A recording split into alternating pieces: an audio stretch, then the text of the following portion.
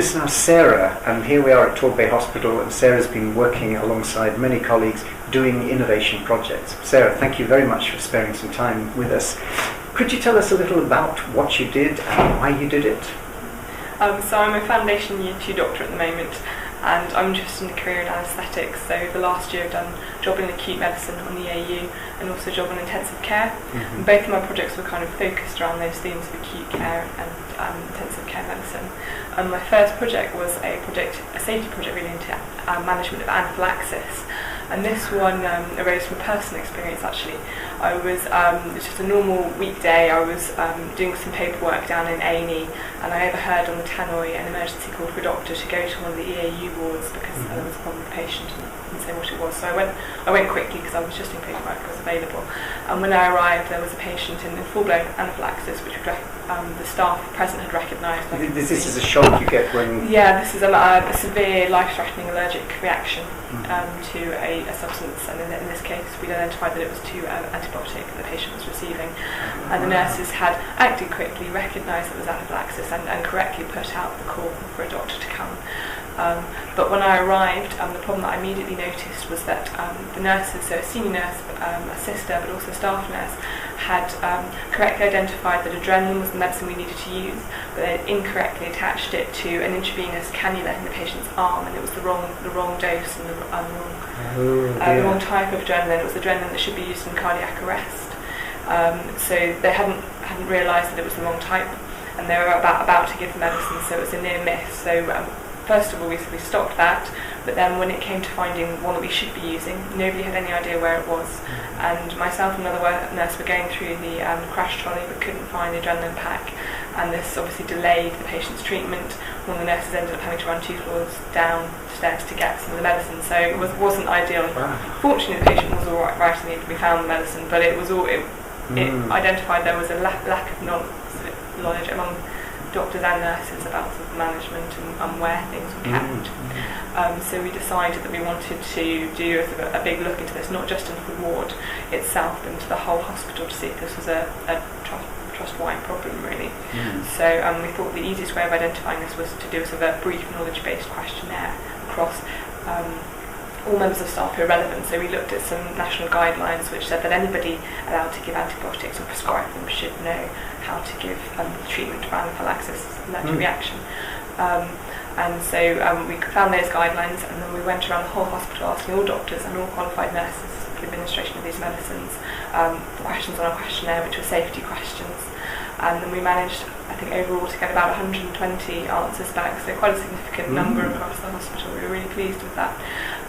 And then sort of brought our data together, but also on top of that we wanted to branch out a bit, so we did an audit of the notes as well to see whether we were documenting correctly, and again we used NICE guidelines to see what we should be documenting, and also with the follow-up that we should have been doing as well.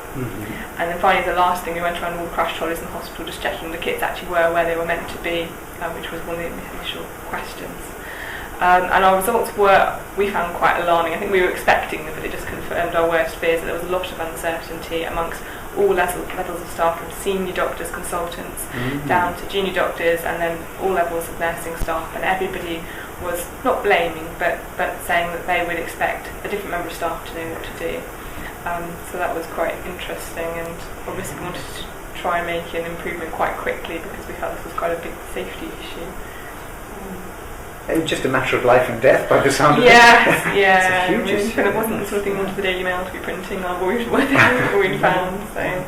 But it's a classic example of how so many of these issues arise not out of anybody's malevolence, it's simply in the system, and what you've done is take a system view of where the problem is and presumably then generate some potential solutions. So what we've done is introduced more training for staff across all levels.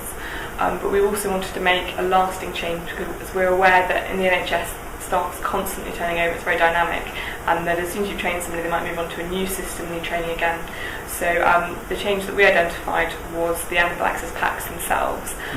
We felt they were very small white cardboard boxes that didn't really look like an emergency. They won't be eye-catching. Yeah. So we've just recently introduced a new box which is larger and just got anaphylaxis written across the top. It's very, very clear compared to we felt this was a great improvement from the previous one, and that's going to be used in all crash trolleys in the hospital, but also I think out in the community as well. Excellent. Very pleased with that. It sounds like a really exciting project, and one you've clearly got some strong personal commitment to. Definitely. Can I ask you, looking back, having been an innovator, being part of that, what was it like? What was the experience like? What lessons did you learn?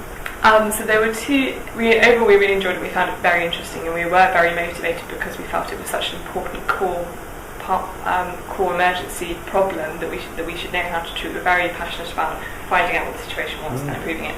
But the problems we did have were. There was a main problem with both aspects of our audit. So the questionnaires it was very time consuming, and for us to leave our work, we were popping out on our lunch breaks. But then we found that often the times we were going to the wards, the nurses themselves were too busy to answer questions. So often when we turned up, wasn't the right time for them. And not only were they very, very busy, but there not so much among the doctors, but amongst the nursing staff, there was a big feeling of fear from them that they would get into trouble for not knowing the answers. And we're still finding that during our re-audit, which we're doing at the moment. They're saying, well, not me, I don't know, and they seem very worried that we're going to break confidentiality and get them found out and they'll get in trouble for not knowing. So that's been that's been our biggest struggle, I think, sort of reassuring that this is just about improving quality of training and helping them and improving the system.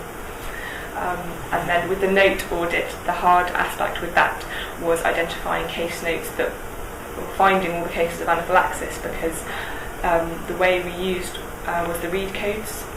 So when patients had left the hospital, I think they would get assigned a code as to problems that happened while they were in.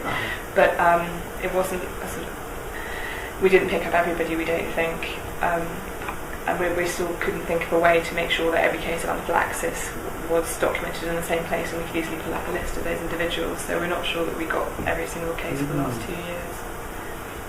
But it sounds like it's been an interesting process for you as a doctor in terms of thinking about innovation as part of your day-to-day work. Yeah, it has been, and now in day-to-day things, if something frustrates me, I think, is there a way that I could show this is a problem, implement a change, and then make things show I've made a difference. Okay. Perhaps one last question then. Imagine you're now in a medical school and you're teaching an upcoming generation of doctors. Any advice you might give them about innovation in their practice? I think definitely get involved, and if, exactly as I was saying, if there's anything that frustrates you or you think is wrong with the system, think about how you can help to change it, and don't feel alone. There are lots of resources and enthusiastic people in place to help you do that, just having the motivation and getting involved. Lovely. Sarah, thank you very much indeed for your time. Thanks.